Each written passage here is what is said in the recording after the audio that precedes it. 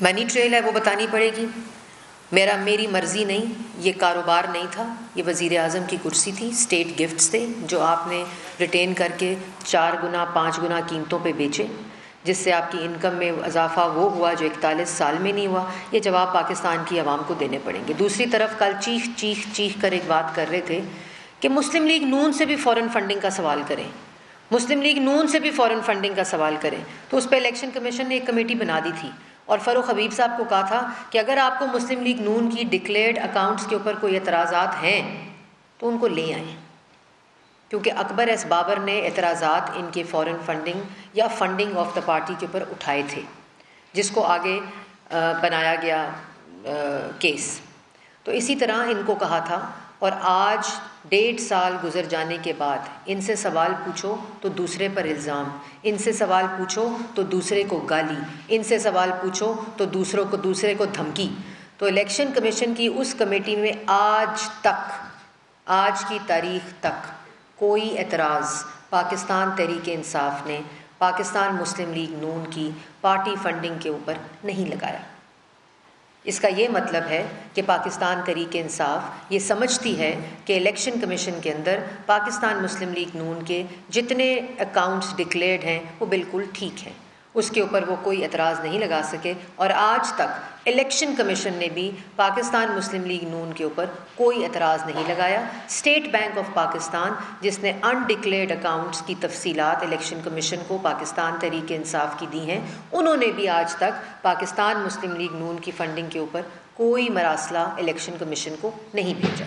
तो ये मैं एक चीज़ बताना चाहती थी।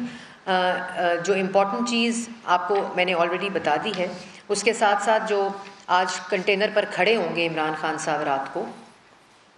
तो उसमें एक जो कंसर्टेड, जो मैंने उस दिन भी बात की थी, एक मुनज़्ज़म जो कैंपेन चलाई जा रही है अदारों के ख़िलाफ़, रोबोटिक ट्वीट्स के ज़रिए, जो बॉट्स ट्वीट्स हैं सॉफ्टवेयर के ज़रिए, उसमें पीटीए को हदायत जारी कर दी गई है कि जहाँ जहाँ बॉटिक ट्वीट्स के ज़रिए, रोबोटिक सॉफ्टवेयर के ज़रिए ये अदारों के ख़िलाफ़ मुहिम जोई करने के लिए एक मुनज़्ज़म तहरीक इमरान खान साहब ने चलाई हुई है, उसके ऊपर फ़ौरन एक्शन लिया जाएगा, उनको ख़त्म किया जाएगा। उसके आइडेंटिफिकेशन ऑफ रोबोटिक ट्वीट्स का प्रोसेस शुरू हो चुका है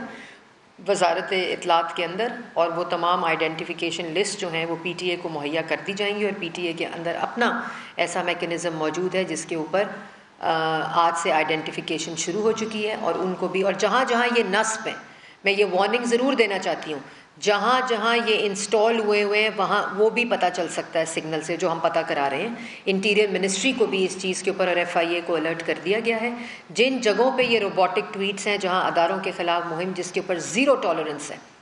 ज़ीरो टॉलरेंस, चाहे वो आर्म्ड फोर्सेस हैं, चाहे वो अदलिया है, चाहे वो पाकिस्तान की रियासत है, या उनके ख़िलाफ़ इस किस्म की मुहिम के ऊपर कोई इजाज़त नहीं दी जाएगी। और उन तमाम चीज़ों को इस वक्त एफआईए को, पीटीए को और वज़ारत इत्तलात के अंदर उन ट्वीट सॉफ्टवेयर्स जो हैं जहाँ इंस्टॉल्स हैं, उन सब की आइडेंटिफिकेशन शुरू हो चुकी है कार्रवाई के लिए। रात को जब कंटेनर पर खड़े हों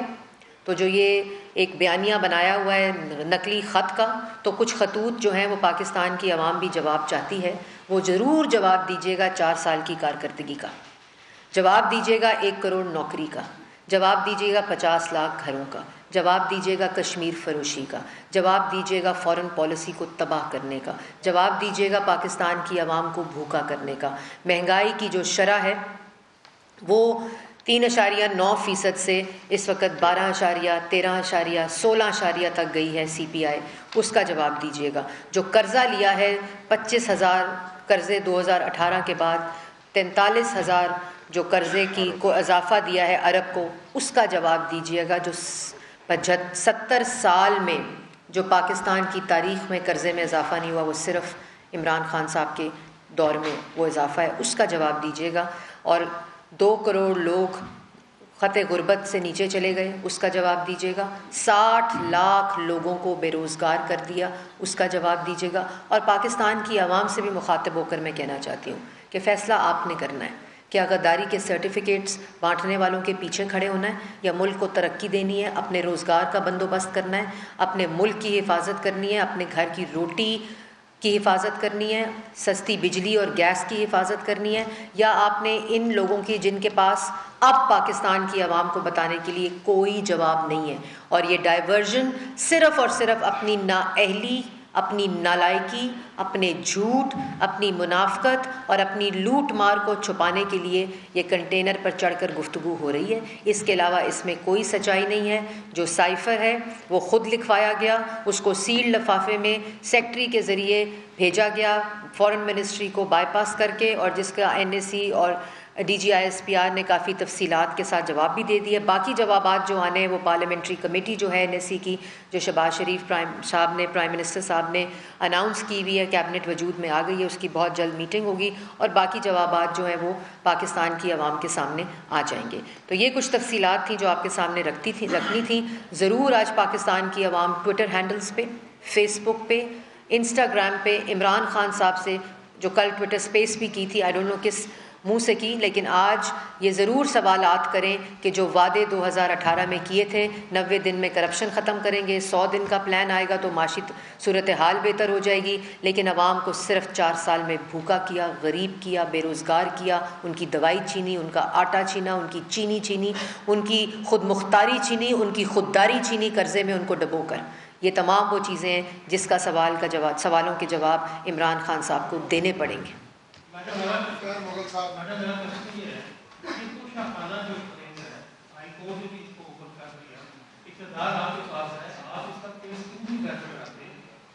ये तो FIE का सीधा चोरी का केस होता है। पहले हुक्मरानों ने अगर कोई चीज़ दी मार्केट में बेची नहीं किसी ने, ये तो सीधी जाकर मार्केट में बेच दी है, इस पर आप कार्रवाई क्यों नहीं करते? दूसरा मेरा क्वेश्चन है कि जो मुहिम चलाई जा रही है दारू के खिलाफ, वो भी आपके पास है, उसकी नहीं जी, जो आपके सवाल हैं दोनों बड़े इम्पोर्टेंट हैं। बिल्कुल, मैं कल भी ये बात कह चुकी हूँ कि जहाँ जहाँ इख्तियारात का नाजायज़ इस्तेमाल किया गया है, चाहे वो सरकारी वसाइल हों, चाहे वो तहाइफ हों, चाहे वो मंसूबे हों, जिस तरह चीनी के ऊपर इख्तियारात का नाजायज़ इस्तेमाल करके पहले चीनी को एक्सपोर्ट किया, दस्तखत किए इमरान खान ने, उसके बाद किल्लत हुई, उसके बाद चीनी को इंपोर्ट किया और उसकी चीनी की कीमत 120 रुपये किलो 52 रुपये से गई। ये वो इख्तियारात का नाजायज़ इस्तेमाल है। इसी तरह आटे की स्मगलिंग हुई, किल्लत हुई और उसके बाद इंपोर्ट किया गया। तो और यही जो आपने बात की है, इसके अंदर भी जहाँ जहाँ इख्तियारात का नाजायज़ इस्तेमाल किया गया और माफिया और कार्टल्स को फ़ायदे दिए गए हैं, वो तमाम चीज़ों के खिलाफ ना सिर्फ कार्रवाई होगी बल्कि ऐसी मिसाल कायम की जाएगी कि आइंदा कोई ये चीज़ें करने की इल्ज़ाम तो दूसरों पे इख्तियारात का नाजायज़ इस्तेमाल करने पे लगाते थे, जो NCA में भी नहीं प्रूव कर सके, उसके सबूत दे सके, जो पाकिस्तान की अदालतों में भी उसके सबूत नहीं दे सके, और 1 रुपये की मिस अप्रोप्रिएशन या नाजायज़ इस्तेमाल से कोई फ़ायदा साबित नहीं हुआ। लेकिन अपना देखें तो हर समरी के ऊपर कार्टल्स और माफियाज़ के फ़ायदे लिखे हैं, हर समरी के ऊपर पाकिस्तान की आवाम को लूट मार लिखी है कि लूटो इनको दोनों हाथों से। तो ये किसी किस्म की टॉलरेंस इस पर नहीं होगी। और आपको पता है कि मैं क्यों ये बात कर रही हूँ, क्योंकि वज़ीर दाखिला राना सनाउल्लाह साहब है। दूसरी बात, मेडिसिन के ऊपर कितना बड़ा वज़ीर को हटा दिया, लेकिन दोनों हाथों से लूटता रहा। फिर भी 500% दवाई इन्होंने महंगी कर दी, जिसमें इंसुलिन, शुगर और कैंसर की दवाइयाँ सबसे ज़्यादा महंगी की।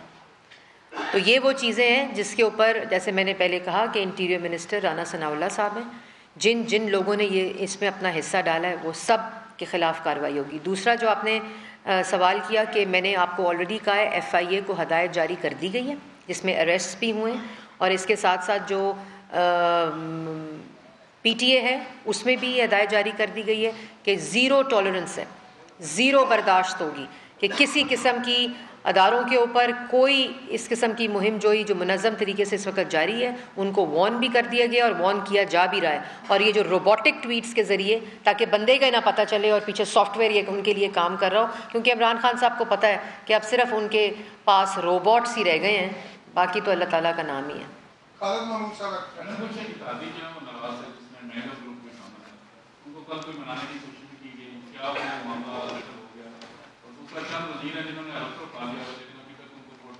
जी बिल्कुल, ये अख्तर मेंगल साहब का तो वो जो बलूचिस्तान पे, हम उसकी बिल्कुल तायीद भी करते हैं उनके मौक़िफ़ की। इसके ऊपर प्राइम मिनिस्टर के साथ उनकी मीटिंग भी हुई है और हम खुद ये समझते हैं, क्योंकि हर जमात पार्टी, हर जमात जो इस कोलिशन गवर्नमेंट में, उनकी एक अपनी फ़िक्र है, एक अपना उनका वो है, और उसकी हम रिस्पेक्ट भी करते हैं। और वो हल भी हो गया मसला, वेंगल साहब ने वो बता भी दिया, इंशाल्लाह वो काबीना का हिस्सा भी बनेंगे। और जितने वज़ीर हैं उनकी जिन्होंने हल्फ ले लिया और इसमें और भी एडिशंस होनी है अभी, उन सब के पोर्टफोलियोज़ भी असाइन हो जाएंगे। और बहुत जल्द जो बाकी वज़ीर हैं जो दूसरी किस्त में आने हैं वो भी अपना हल्फ ले लेंगे। ये जी बिलाल कियानी साहब हैं, ये हमारे बहुत मुतहरिक कारकुन भी हैं पार्टी के, जेलम से इनका ताल्लुक़ भी है। ये जेलम के अंदर इनकी सियासी भी एक वाबस्तगी है, वहाँ इनके ये टिकट के एस्पिरेंट भी थे 2018 में, लेकिन पार्टी का जो भी फ़ैसला था, और उसके बाद इस इसहाक डार साहब के साथ पिछले हमारे 5 साल काम भी करते रहे फाइनेंस मिनिस्ट्री में, और इस वक्त ये हमारी इकनॉमिक टीम का बहुत इम्पोर्टेंट हिस्सा है। मिफ्ता इस्माइल साहब के साथ काम करते हैं।